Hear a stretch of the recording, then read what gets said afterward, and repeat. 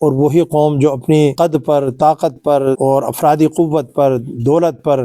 اتراتی تھیں، اللہ تعالیٰ نے جو ہے ان کو ہوا کے عذاب کے ذریعے سے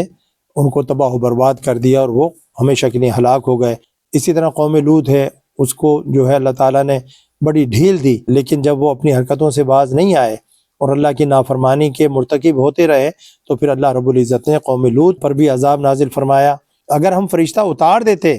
اور پھر بھی جو ہے یہ ایمان نہ لاتے تو ان کا کام ہی تمام ہو جانا تھا، ان کا کام ہی تمام ہو چکا ہوتا، پھر انہیں جو ہے مہلت نہ دی جاتی، ذرا بھی مہلت نہ دی جاتی۔ نحمدہ ونصلی ونسلم علی رسولہ النبی الامین المکین الحنین الرؤوف الرحیم،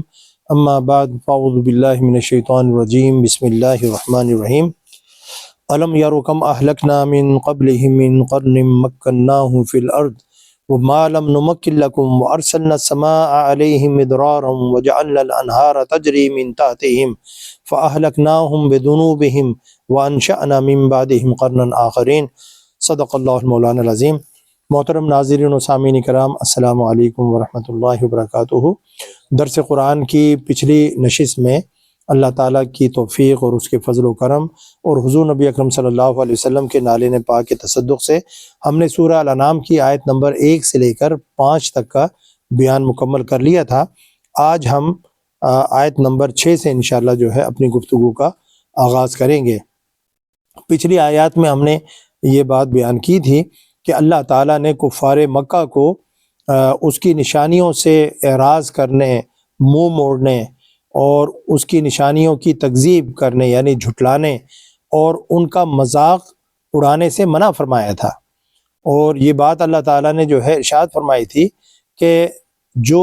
کوئی بھی ایسا کرے گا تو اس کو اللہ رب العزت نے عذاب کی وعید عطا فرمائی تھی۔ تو پچھلی آیات میں اللہ تعالیٰ نے ایسے لوگوں کو جو اللہ کی نشانیوں سے اعراض کرتے ہیں، منہ موڑتے ہیں اور اس کا ٹھٹا اڑاتے ہیں، مذاق اڑاتے ہیں، اللہ تعالیٰ نے ان کو عذاب کی وعید سنائی تھی، ٹھیک ہے نا۔ تو اس سے ہمیں یہ بھی پتہ لگتا ہے کہ جو تعالیٰ کی آیات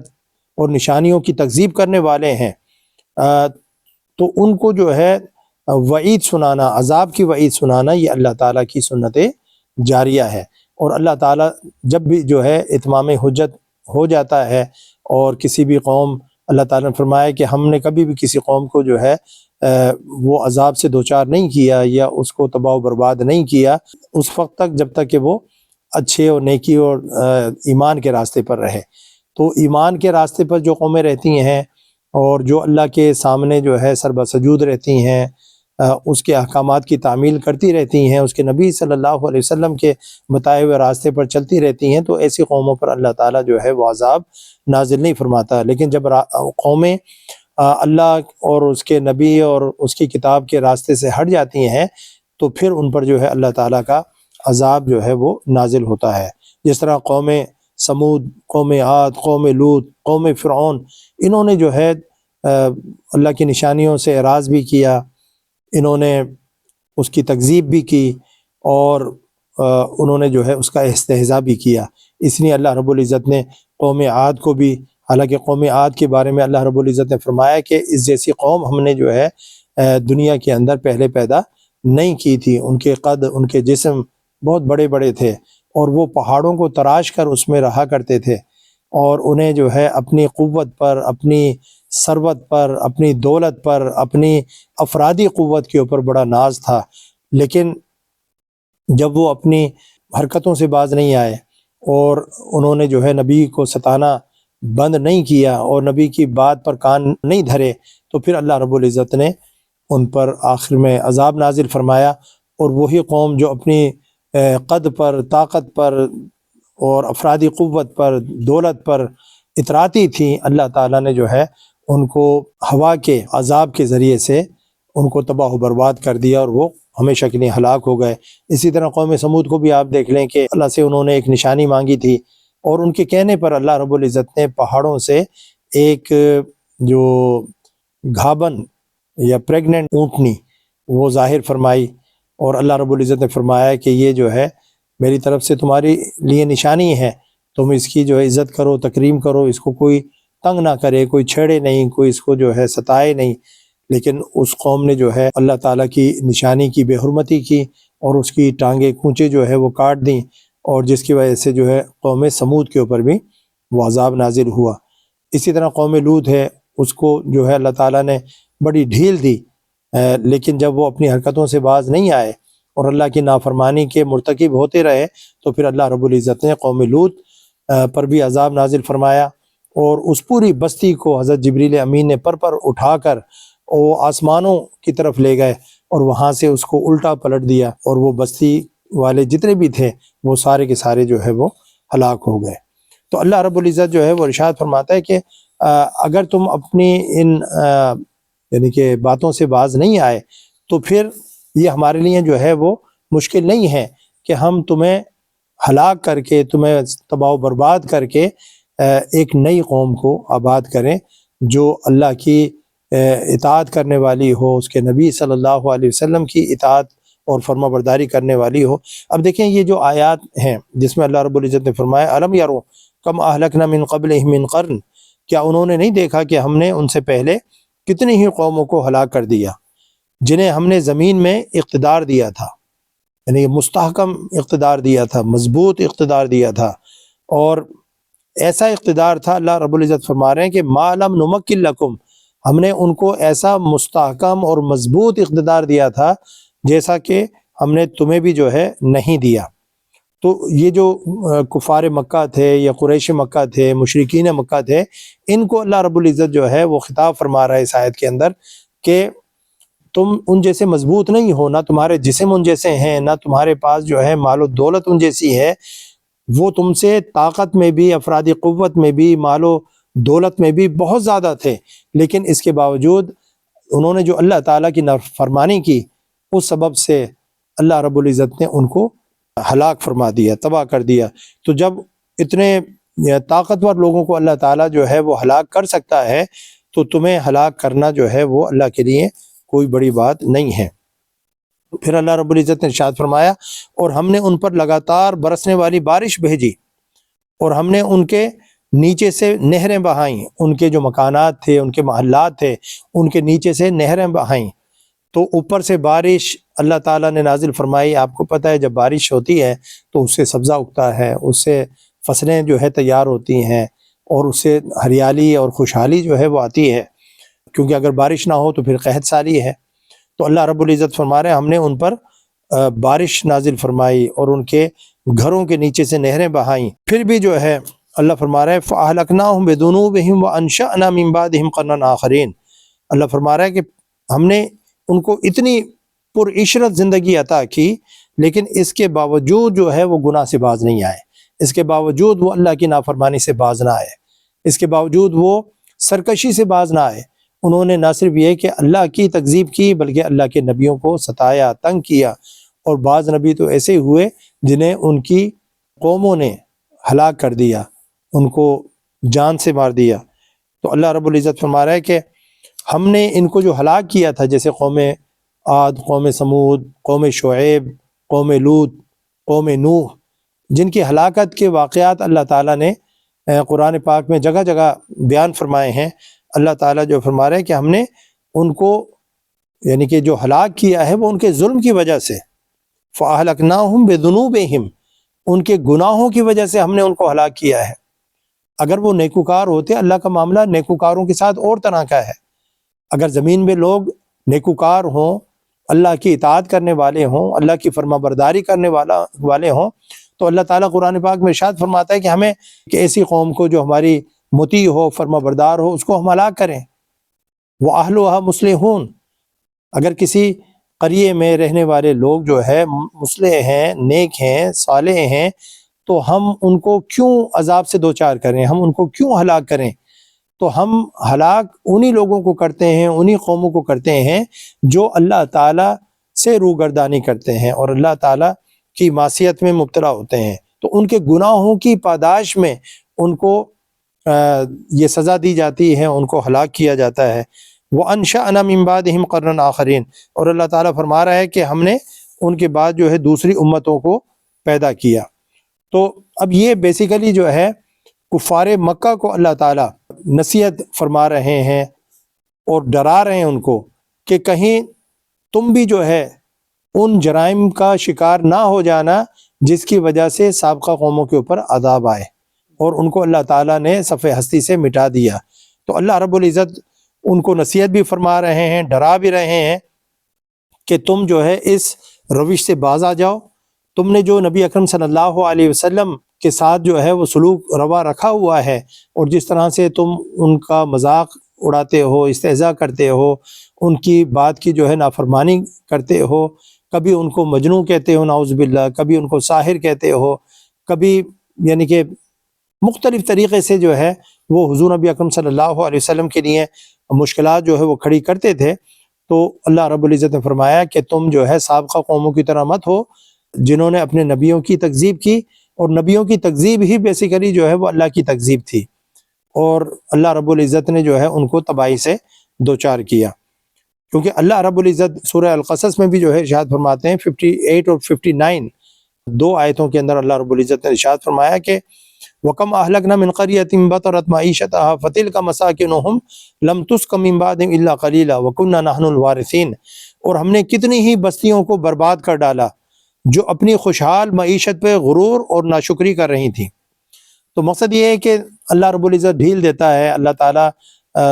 قوموں کو، ملکوں کو وسائل سے نوازتا ہے، لیکن اس کا مطلب یہ نہیں ہے کہ ہم عیش و عشرت کا شکار ہو جائیں، ہم اپنے رب کو بھول جائیں اور ہم غلط کاریوں میں مبتلا ہو جائیں۔ اللہ رب العزت کے یعنی کہ آزمانے کے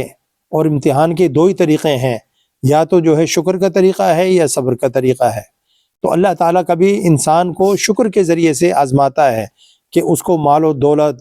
اور اولاد کی جو ہے نعمت اور ہر طرح کی سہولت جو ہے وہ عطا فرما کر اللہ تعالیٰ اس کو جو ہے آزماتا ہے کہ یہ میرا بندہ ان نعمتوں کو حاصل کرنے کے بعد میرا شکر ادا کرتا ہے یا نہیں کرتا۔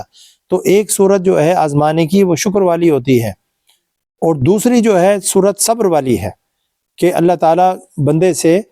نعمتیں لے کر یا کم نعمتیں عطا فرما کر کے زندگی گزارنا جو ہے، بعض لوگ ایسے ہیں کہ جن کو 2 وقت کی روٹی میسر نہیں ہے، اچھے کپڑے پہننا میسر نہیں ہے، اچھا گھر چھت میسر نہیں ہے، اور وہ بڑی یعنی قسم پرسی کی حالت میں زندگی گزارتے ہیں، اور مال نیوٹریشن کا جو ہے وہ شکار ہوئے۔ افریقہ میں آپ چلے جائیں تو جس طرح سے وہاں بچے ہیں ان کی آپ حالت دیکھیں کہ کتنی جو ہے وہ کمزوری کا، خوراک نہ ہونے کی وجہ سے کمزوری کا جو شکار ہیں۔ تو ایک طریقہ شکر والا ہے اور ایک صبر والا ہے۔ تو جب اللہ ہمیں ہر نعمت سے مالا مال فرمائے تو ہمارا کام بنتا ہے کہ ہم اللہ کا شکر ادا کریں، اور جب اللہ تعالیٰ جو ہے اگر ہمیں کسی مصیبت میں، ابتلا میں اور آزمائش میں ڈالے تو ہمارا کام بنتا ہے کہ ہم صبر کا مظاہرہ کر کے اللہ تعالیٰ کے ساتھ جو ہے جڑے رہیں، اور اپنے قلب کا، اپنی روح کا تعلق جو ہے اللہ تعالیٰ سے نہ توڑیں۔ تو اللہ تعالیٰ نے فرمایا کہ کتنی ہی بستیوں کو ہم نے برباد کر ڈالا جو اپنی خوشحال معیشت پر غرور اور ناشکری کر رہی تھیں۔ پھر اللہ فرماتا ہے فَتِلْكَ مَسَاكِنُهُمْ لَمْ تُسْكَنْ مِنْ بَعْدِهِمْ إِلَّا قَلِيلًا، تو یہ ان کے مکانات ہیں، تباہ حال مکانات ہیں۔ آپ جائیں ان کھنڈرات کو دیکھیں، اسی لیے اللہ رب العزت قرآن پاک میں جگہ جگہ ارشاد فرماتا ہے قُلْ سِیرُوا فِی الْأَرْضِ، زمین میں گھومو پھرو، اور خاص طور پر جو ہے ان قوموں کی جگہوں کو جا کر وزٹ کرو جن پر اللہ رب العزت نے جو ہے عذاب نازل فرمائے، اور آج بھی وہ کھنڈرات جو ہے اس عذاب کا منہ بولتا ثبوت ہیں۔ قوم عاد کے کھنڈرات بھی موجود ہیں، قوم سمود کے کھنڈرات بھی موجود ہیں، قوم لوط کے کھنڈرات بھی موجود ہیں۔ وہاں پر جا کر دیکھیں کہ کس طریقے سے اللہ رب العزت نے ان بستیوں کو صفحہ ہستی سے مٹا دیا، ان کے گناہوں کی پاداش میں، اور ان کے تباہ شدہ جو مکانات ہیں وہ ان کے ماضی کا جو ہے وہ پتہ دے رہے ہیں۔ اور پھر اللہ رب العزت نے فرمایا کہ الا قلیلا، جو ان کے بعد کبھی جو ہے آباد ہی نہیں ہوئے، یعنی کہ صدیاں بیت گئیں ان گھروں کو، مکانوں کو تباہ ہوئے ان قوموں کو، لیکن وہ جگہیں، وہ علاقے دوبارہ کوئی وہاں جا کر بسا نہیں، وہاں ان علاقوں کو دوبارہ کسی نے آباد نہیں کیا۔ اللہ تعالیٰ نے ان علاقوں کو چونکہ عبرت کا نشان بنانا تھا تاکہ لوگ آئیں، دیکھیں اور عبرت حاصل کریں، اس لیے اللہ رب العزت نے جو ہے کسی کے دل میں یہ بات ڈالی بھی نہیں کہ ان علاقوں کو دوبارہ رہائش کے ذریعے سے آباد کیا جائے۔ وَكُنَّا نَحْنُ الْوَارِثِينَ، اللہ فرماتا ہے اور آخر کار ہم ہی وارث ہیں، ہم ہی مالک ہیں، ٹھیک ہے نا۔ تو اللہ رب العزت نے جو ہے اس آیت نمبر جو 6 میں فرمایا کہ ہم جب قومیں جو ہے اپنے نبی کی بات نہیں مانتی ہیں اور جو اللہ کی بھیجی ہوئی نشانیاں ہیں ان کی عزت اور تکریم نہیں کرتی اور ان کی تکذیب کرتی ہیں، ان کو جھٹلاتی ہیں، ان کو پس پش ڈالتی ہیں، ان کا استہزاء کرتی ہیں، تو پھر اللہ تعالیٰ کی جو سنت جاریہ ہے وہ یہ کہ اللہ تعالیٰ ان کو عذاب سے دوچار کرتا ہے۔ لیکن یہ معاملہ جو ہے پہلے تو ہوتا رہا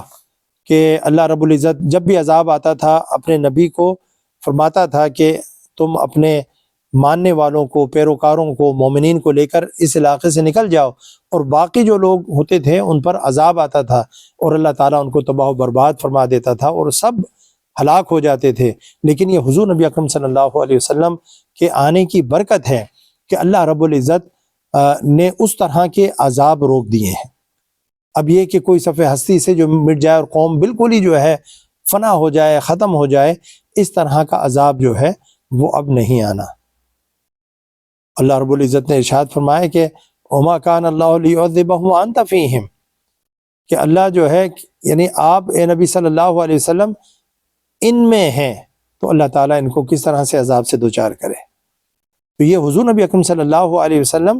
کی آمد کی برکت ہے، آپ کے وجود مسعود کی برکت ہے۔ آج بھی حضور نبی اکرم صلی اللہ علیہ وسلم وہ ہمارے درمیان موجود ہیں۔ آپ صلی اللہ علیہ وسلم اپنی قبر انور میں حیات ہیں اور انہی کی وجود مسعود کی برکت ہے کہ اللہ تعالیٰ جو ہے وہ ہمیں عذاب سے محفوظ رکھے ہوئے ہیں۔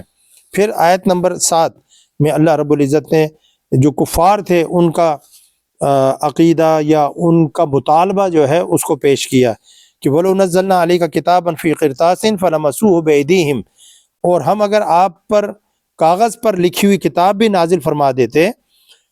پھر یہ لوگ اسے اپنے ہاتھوں سے چھو بھی لیتے، یعنی اس کا یقین بھی کر لیتے۔ آپ کوئی دور سے چیز دیکھیں تو بعض اوقات انسان سمجھتا ہے کہ شاید میری نظر کا دھوکہ ہو، لیکن کسی چیز کو آپ چھو کر دیکھ لیں تو آپ کا جو ہے وہ شک دور ہو جاتا ہے اور یقین کی حالت نصیب ہو جاتی ہے کہ ہاں یہ چیز جو ہے وہ حقیقت میں ہے، وجود رکھتی ہے۔ تو اللہ فرماتے ہیں کہ ہم اگر آپ پر کاغذ پر لکھی ہوئی کتاب نازل فرما دیتے پھر یہ لوگ اسے اپنے ہاتھ سے چھو بھی لیتے، تب بھی کافر لوگ یہی کہتے کہ یہ سری جادو کی سوا اور کچھ نہیں ہے، یعنی پھر بھی قرآن پر وہ ایمان نہیں لے کر آتے اور قرآن کو اللہ کی کتاب جو ہے وہ نہ سمجھتے۔ اور وہ کفار کہتے ہیں کہ اس یعنی رسول مکرم صلی اللہ علیہ وسلم پر کوئی فرشتہ کیوں نہ اتارا گیا، یعنی فرشتہ اتارا جاتا جسے ہم ظاہراً دیکھ سکتے اور وہ ان کی جو ہے تصدیق کرتا، ان کی رسالت کی اور اس قرآن کی تصدیق کرتا، اور ہم اگر فرشتہ اتار دیتے، اللہ رب العزت ارشاد فرما رہا ہے اگر ہم فرشتہ اتار دیتے اور پھر بھی جو ہے یہ ایمان نہ لاتے تو ان کا کام ہی تمام ہو جانا تھا، ان کا کام ہی تمام ہو چکا ہوتا، پھر انہیں جو ہے مہلت نہ دی جاتی، ذرا بھی مہلت نہ دی جاتی۔ تو یہ جو ہے ان کا مطالبہ تھا، اور اگر ہم رسول کو فرشتہ بناتے تو اسے بھی آدمی ہی بناتے، اسے بھی آدمی کی ہی صورت بناتے، اور ہم ان پر وہی شبہ وارد کر دیتے جو شبہ وہ اب کر رہے ہیں۔ یعنی حضور نبی اکرم صلی اللہ علیہ وسلم کو وہ اپنے جیسا کہتے تھے نا کہ آپ ہماری طرح بشر ہیں، صورتاً حضور نبی اکرم صلی اللہ علیہ وسلم انہی کی طرح سے تھے، سارے نبی بشر تھے اور انسانوں کی طرح تھے، تو وہ جو ہے یہ کہہ کر کہ بھئی ہم آپ کو اپنے اوپر فضیلت کیوں دیں جبکہ آپ ہماری طرح سے ہی دکھتے ہیں، ہماری طرح سے ہی کھاتے پیتے ہیں، ہماری طرح سے ہی جو ہے شادی بیاہ بھی کرتے ہیں، ہماری طرح سے ہی آپ کی اولادیں بھی ہوتی ہیں، ہماری طرح سے ہی آپ کام کاج بھی کرتے ہیں، جب ساری چیزیں جو ہے آپ ہماری طرح سے کرتے ہیں تو ہم آپ کو اپنے اوپر فضیلت اور برتری کیوں دیں؟ ٹھیک ہے نا۔ تو اب ان کے مطالبات کیا تھے؟ اللہ رب العزت نے ان آیتوں میں جو ہے ان کے مطالبات جو ہے وہ رکھے۔ ایک مطالبہ یہ کہ لکھی ہوئی کتاب ہو ایک دم، یعنی جس طرح حضرت موسیٰ علیہ السلام پر کتاب یکبارگی نازل ہوئی، تو ان کا مطالبہ تھا کہ یہ جو کتاب حضور نبی اکرم صلی اللہ علیہ وسلم پر تدریجاً نازل ہو رہی ہے، 23 سال کے اندر قرآن پاک مکمل ہوا نا، اس کا نزول، اس کی وحی جو ہے 23 سال کے اندر مکمل ہوئی، تو ان کا مطالبہ تھا کہ یہ ایک مرتبہ کتاب جو ہے وہ لکھی ہوئی کیوں نہیں آئی؟ اگر ایک مرتبہ آتی تو ہم مان لیتے، پھر اس کے ساتھ ایک فرشتہ ہو جو آپ کی نبوت کی جو ہے وہ تصدیق کرے۔ امام عبد الرحمن بن علی محمد جوزی وہ بیان کرتے ہیں کہ مشرکین مکہ نے کہا ہے محمد ہم آپ پر اس وقت تک ایمان نہیں لائیں گے جب تک کہ آپ ہمارے پاس اللہ کے پاس سے کتاب نہ لائیں اور اس کتاب کے ساتھ 4 فرشتے ہوں جو یہ گواہی دیں کہ یہ کتاب اللہ تعالیٰ کی جانب سے اور آپ اللہ کے جو ہے رسول ہیں. یہ کتاب اللہ کی جانب سے ہے اور آپ اللہ کے رسول ہیں. وہ فرشتے کتاب کے ساتھ آئیں اور وہ اس بات کی تصدیق کریں. سورہ ہجر میں اللہ رب العزت ارشاد فرماتے ہیں وَلَوْ فَتَحْنَا عَلَيْهِمْ بَابًا مِنَ السَّمَاءِ فَظَلُّوا فِيهِ يَعْرُجُونَ لَقَالُوا إِنَّمَا سُكِّرَتْ أَبْصَارُنَا بَلْ نَحْنُ قَوْمٌ مَسْحُورُونَ. اللہ فرماتے ہیں کہ اور اگر ہم ان کے لیے آسمان سے کوئی دروازہ کھول دیں اور یہ اس میں جو ہے چڑھتے رہیں دن بھر چڑھتے رہیں تو پھر بھی یہ لوگ یہی کہیں گے کہ یہ محض ہماری نظر بندی کی گئی ہے بلکہ ہم لوگوں پر جو ہے جادو کیا گیا ہے. تو تب بھی جو ہے انہوں نے ماننا نہیں ہے. اب آپ دیکھیں کہ وہ جو کہتے تھے کہ یہ ایک مرتبہ جو ہے کتاب نازل کیوں نہیں ہوئی، یہ اللہ تعالیٰ کا ایک بہت بڑا ہم پر احسان ہے کہ اللہ تعالیٰ نے قرآن کو یک بارگی نازل نہیں فرمایا بلکہ تدریجاً نازل فرمایا. جب بھی جس طرح کی سچویشن ہوتی تھی اس کے حساب سے قرآن پاک کی آیتیں نازل ہو جاتی تھیں. تو تدریجاً اگر کوئی چیز ہو تو اس میں آسانی ہے، اس میں سہولت ہے. یک بارگی جو ہے نماز پڑھنے کا بھی حکم آ جاتا، روزہ رکھنے کا بھی حکم آ جاتا، حج کرنے کا بھی حکم آ جاتا، زکوٰۃ دینے کا بھی حکم آ جاتا، ٹھیک ہے نا، یہ کرو یہ بھی حکم آ جاتے، ڈوز بھی آ جاتے، ڈونٹس بھی آ جاتے. تو ان تمام چیزوں پر عمل کرنا مشکل ہو جاتا. تو اللہ تعالیٰ نے حضور نبی اکرم صلی اللہ علیہ وسلم کی امت کی آسانی کے لیے چیزوں کو تدریجاً نازل کیا، آہستہ آہستہ نازل کیا تاکہ عادتیں جو ہے وہ پختہ ہو جائیں. ایک حکم آیا اس کے اوپر عادت پختہ ہو گئی، پھر دوسرا حکم آیا جب وہ بھی جو ہے صحابہ کرام کی ذات کا حصہ بن گیا، پھر اور دوسرا حکم جو ہے وہ آ گیا. تو یہ جو تدریجاً جو قرآن پاک نازل ہوا ہے اس میں بڑی جو ہے وہ حکمت ہے. پھر اب یہ جو مطالبہ کرتے تھے فرشتے آئیں، اب فرشتوں کے نازل ہونے کی جو ہے وہ 2 ہی صورتیں تھیں. یا تو فرشتہ اپنی اصل صورت میں آتا، تو اگر فرشتہ اپنی اصل صورت میں آتا تو کوئی بھی آنکھ جو ہے فرشتے کو اصل صورت میں دیکھنے کی قدرت نہیں رکھتی. اس کی ہیئت کو دیکھ کر سینے خوف سے ڈر سے پھٹ جاتے. اور کوئی بھی جو ہے یعنی حضور نبی اکرم صلی اللہ علیہ وسلم نے جبریل امین کو ان کی اصلی حالت میں 2 مرتبہ دیکھا، ٹھیک ہے نا، اور فرمایا کہ ان کے 600 پر تھے اور ایک پر نے زمین و آسمان جو ہے اس کو ڈھانپ لیا. تو مقصد یہ ہے کہ جو ہیئت، جو شکل، جو صورت اللہ تعالیٰ نے فرشتوں کو عطا فرمائی ہے اس کو ہم جو ہے وہ دیکھنے کی طاقت نہیں رکھتے. پھر یہ کہ وہ ہماری جنس میں سے نہیں ہیں، وہ نور سے بنے ہیں، ہم مٹی سے بنے ہوئے ہیں. ہمارا جو ہے مثال اگر وہ جسد مثالی کے ساتھ بھی آ جاتے، جس طرح حضرت جبریل امین حضرت مریم علیہ السلام کے پاس آئے فتمثل لها بشرا سویا، تو جس طرح حضرت جبریل امین حضور اکرم صلی اللہ علیہ وسلم کے پاس حضور کے ایک صحابی حضرت داہیہ کلبی کی صورت میں آتے تھے. لیکن مسئلہ یہ کہ وہ جو فرشتے ہیں اگر انسانی صورت میں بھی آ جائیں تو انہوں نے کھانا نہیں کھانا،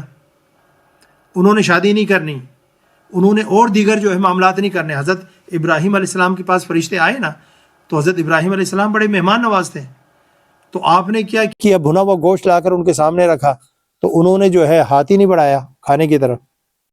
تو اس سے حضرت ابراہیم علیہ السلام سمجھ گئے کہ یہ انسان نہیں ہے. پھر انہوں نے کہا کہ ہم فرشتے ہیں، اللہ کی طرف سے بھیجے ہوئے ہیں اور ہم قوم لوط کی طرف آئے ہیں اور آپ کو ہم حضرت اسحاق علیہ السلام کی پیدائش کی جو ہے بشارت دیتے ہیں. تو ان کا خوف جو ہے وہ جاتا رہا. لا توجل انا نبشرک بغلام علیم قال ابشرتمونی علی ان مسنی الکبر فبم تبشرون قالوا بشرناک بالحق فلا تکن من القانتین قال ومن یقنط من رحمت ربه الا الضالون قال فما خطبكم ايها المرسلون قالوا انا ارسلنا الى قوم مجرمين الا آل لوط انا لمنجوهم اجمعين الا امرأته قدرنا انها من الغابرین. وہ جو فرشتے آئے تھے انہوں نے وہ کھانا نہیں کھایا. حضرت ابراہیم علیہ السلام پر جو ہے خوف کی سی کیفیت طاری ہوئی. انہوں نے دلاسا دیا، تسلی دی کہ ہم آپ کو جو ہے اسحاق علیہ السلام کی پیدائش کی خوشخبری دیتے ہیں. پھر حضرت ابراہیم علیہ السلام نے پوچھا کہ آپ کس کی طرف آئے ہیں؟ انہوں نے کہا کہ ہم قوم لوط کی طرف آئے ہیں اور ان حضرت لوط علیہ السلام اور ان پر ایمان لانے والے وہ محفوظ رہیں گے سوائے ان کی بیوی کی، وہ جو ہے وہ قوم کے ساتھ ہی تباہ و برباد ہوگی. تو کہنے کا مقصد یہ ہے کہ اب 2 صورتیں تھیں، یا تو فرشتہ اصل صورت میں آتا یا فرشتہ جو ہے انسانوں کی صورت میں آتا. اصل صورت میں آتا تو کوئی بھی اس کو دیکھنے کی طاقت نہیں رکھتا تھا، اور اگر انسان کی صورت میں آتا تو ان کا اعتراض پھر وہیں پر رہنا تھا، انہوں نے اس کو دیکھ کر بھی کہنا تھا کہ یہ فرشتہ نہیں ہے، یہ تو انسان ہے، تو ہم اس کی بات کیوں مانیں؟ کیونکہ وہ اصل صورت میں تو نہیں آیا، وہ کسی نہ کسی انسان کی صورت میں آیا، تو انسان کی صورت میں اس کو پا کر انہوں نے اس کے اوپر بھی یہی لیبل لگا دینا تھا کہ یہ فرشتہ نہیں ہے، ہم نہیں مانتے۔ حضور نبی اکرم صلی اللہ علیہ وسلم فرماتے کہ یہ فرشتہ ہے، تو وہ کہتے نہیں یہ فرشتہ نہیں ہے، یہ تو انسان ہے، یہ تو ہماری طرح ہی دکھ رہا ہے، ٹھیک ہے نا؟ تو اس لیے بات پھر وہیں کی وہیں رہنی تھی۔ تو اللہ رب العزت نے ارشاد فرمایا کہ اگر ہم رسول کو جو ہے فرشتہ بھی بناتے تو اسے بھی تو آدمی کی ہی صورت میں بھیجتے نا، تب بھی وہی شبہ رہتا، تب بھی ان کا اعتراض جو ہے وہی رہتا، وہی التباس رہتا، یعنی اس کی ظاہری صورت کو دیکھ کر وہ کہتے کہ یہ بھی ہماری طرح بشر ہے۔